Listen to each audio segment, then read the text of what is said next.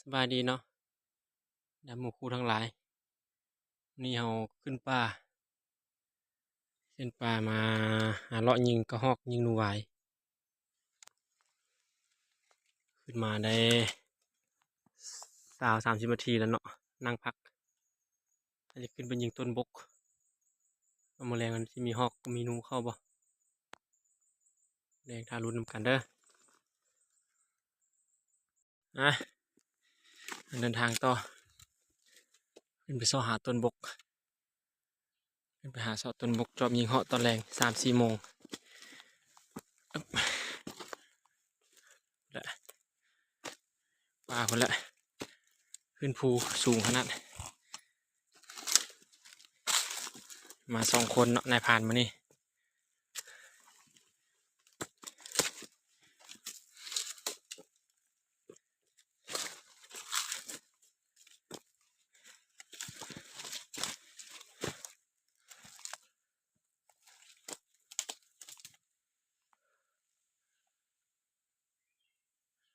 นกหลายขนาด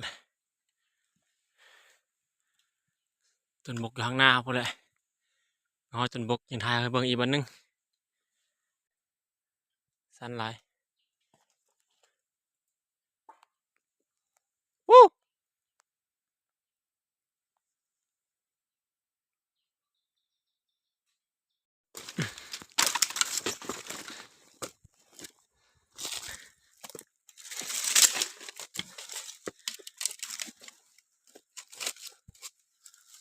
สั้นหลายฟูสั้นหลาย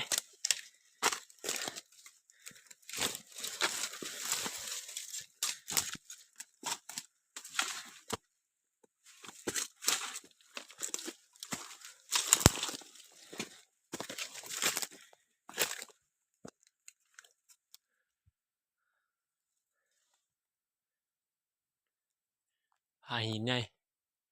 ก้อนขี้หินใหญ่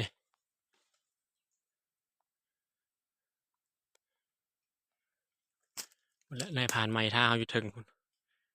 เพิ่นออกไปก่อนเอาลำหลัง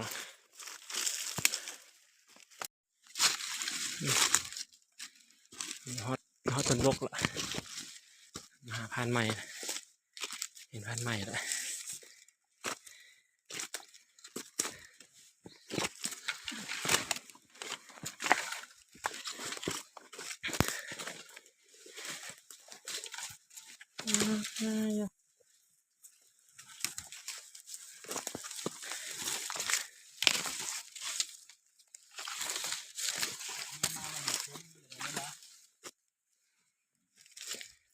เอามาฮอตนายพานแล้วเนาะนายพานเพิ่นมาก่อนนายพลล่วงหน้ามาเสาะหาต้นบกท่าเอาขึ้นน้ำหลังผ่านได้ยิงเหาะอยู่วะโอ้ยยุงตัวเดียวใช้ต้นบกไปเดินทางไปหาต้นบกต่อ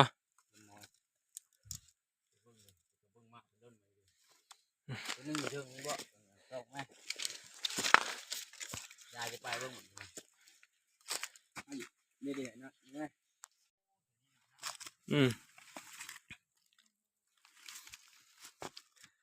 โอ้มันกินไม่หมานอยู่พี่น้องมันนี่เห็นต้นหมากบกหอกกินหลายอยู่เดี๋ยวขึ้นไปหลายหากกินไม่จิมานอยู่แมลงนี่นะต้นบกตัวนี้มันกินนะกินหลายอยู่เทิงคนเนาะต้นให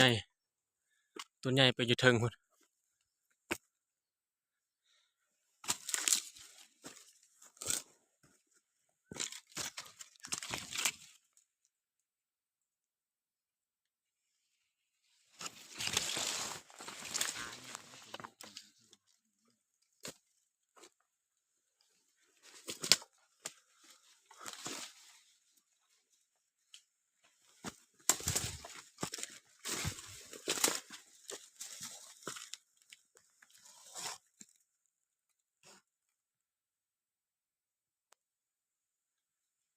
เข้าหลายอยู่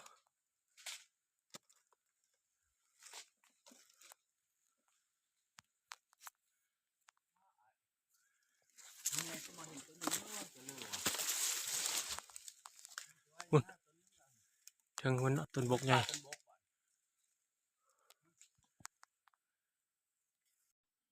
เอาต้นบกใหญ่ละอ๋อตัวหนูก็หอกกินหลายขนาด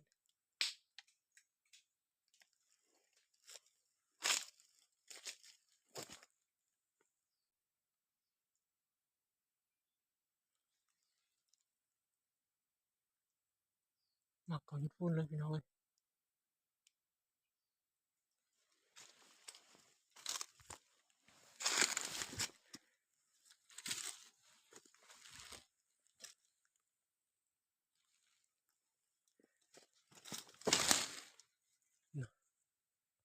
ขี้เป็นขาวจนพุ่นเลยมันกินนะกินหลายขนาดเลย